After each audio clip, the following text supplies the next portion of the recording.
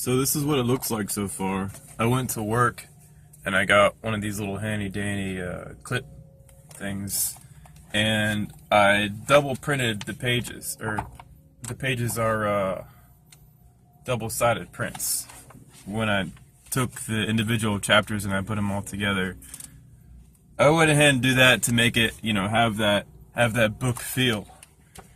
And so far, it's about 128 pages.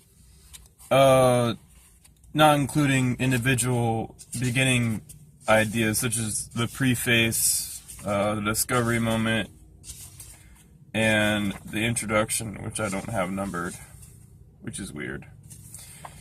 But besides that, there are around 21 chapters, and I'll have to add a lot of material in there. And what I do basically is I'll have something on there, and then I'll have two pieces of equipment here, very useful pieces of equipment, a blue highlighter and a pen. And with both, I write down the date and I highlight certain areas that I need clarification on. Or if it's something that I want to not put in there, I take my pen and I cross it out, or I write little notes that are small. It doesn't take a lot of room other than the highlighter. And I work on it about at night, around 30 minutes every night, just to, examine things and remember that there are some notes I have to take concerning specific concepts and expanding different things and taking out some ideas that are kind of weird that would confuse people and, well, confuse me too, to be honest. And essentially, working on it, what really helps is to put numbers next to the concept of where the page is, because if you have all those written out, like, okay, well, what about the geological assumptions? You sit there like for the next 30 minutes, be like, fuck, where did I put them? It's a lot easier to number things and to organize them in that way.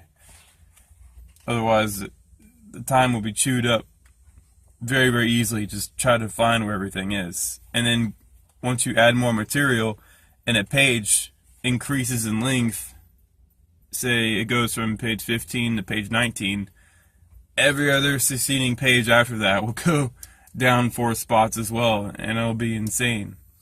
So I just went ahead and printed it all out, and I'm going to be editing it and adding and subtracting things. And then, well, essentially I'll print it out again, but maybe like a month from now. And I've also been like drawing little boxes where I would want pictures in there and illustrations and whatnot. And I also have my post-it notes. I'll go ahead and scan those and then shrink them to show people like, hey, these ideas were, I was at work and I wrote on a post-it note, just to give it like that feel of like, this is where the idea came from. It wasn't just I was reading other people's ideas. No, it came from the idea that I was thinking about, trying to connect the dots.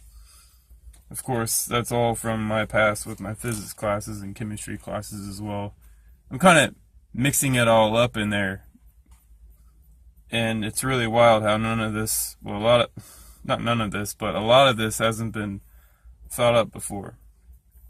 For instance, I have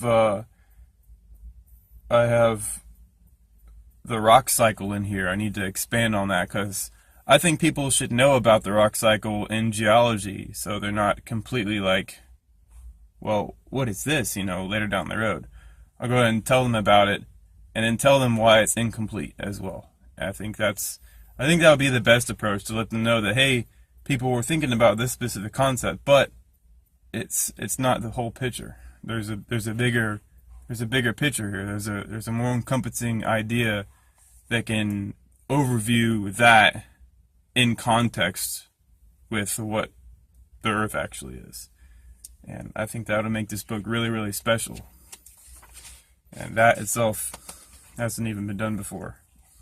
And I add a lot of Anthony Abruzzo's papers in here too after I put the references in, which is really great because I'm sure he has been mentioned in any kind of other book form, and I'm going to go ahead and do that for him. I think he'll really like that. as well as, you know, other people that have taken out the time, such as Amrinder Singh. I think that's how you pronounce his name.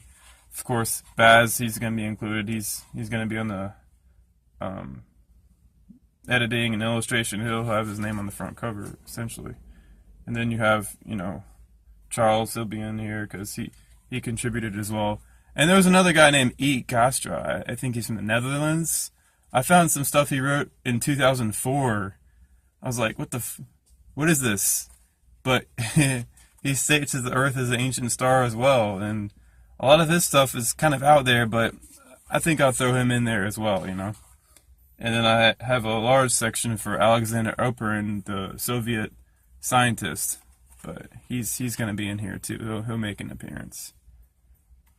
And of course, the establishment of science, they completely ignore the work he was doing, considering, you know, how a planet would form, because it doesn't fit inside of their narrative. So, you know, they want to get rid of it. They don't want famous people who are famous for something such as how life began mentioning anything about alternative ideas concerning how planets are formed. You can't have that, you know. They're like cults. The graduate schools, they're like cults. They don't want you to leave, and they want to control your mind and control your ideas. So, but I think I'll mention some stuff in there as well about what it's probably like for these people. Should be pretty easy to find. You Google that. All right, y'all. I just want to show you how far I've come, and that I am being very busy with this, and it's very time consuming. Baz is helping me out considerably. Good on you, Baz. Keep up the great work. Alright, y'all. Later.